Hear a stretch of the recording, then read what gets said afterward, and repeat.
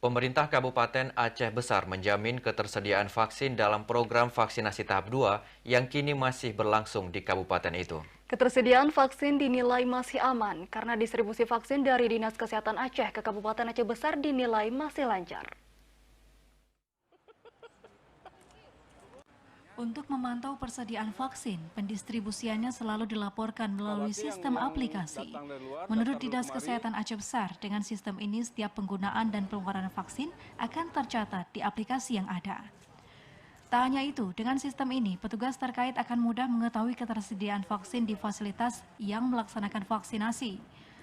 Puskesmas yang mulai kekurangan vaksin langsung mendapat distribusi dari Dinas Kesehatan setempat setelah berkoordinasi dengan Dinas Kesehatan Aceh. Meski gencar melakukan vaksinasi, ketersediaan vaksin dinilai tidak menjadi kendala tercapainya target sasaran. Namun masih rendahnya kesadaran warga yang menjadi tantangan capaian target vaksinasi di Aceh Besar yang kini baru mencapai 15,8%. Kalau masih ada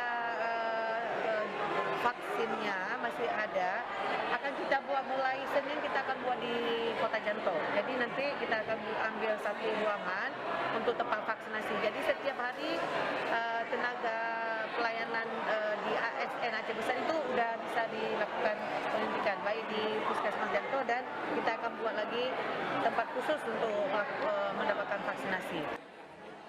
Program vaksinasi terus gencar dilakukan pemerintah Kabupaten Aceh Besar sejak peluncurannya Februari lalu.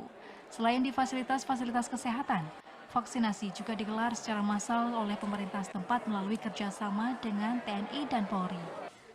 Sebelumnya sebanyak 2.588 orang warga Aceh Besar menjalani vaksinasi dalam program vaksinasi massal yang digelar dalam rangka HUT Bayangkara ke-75.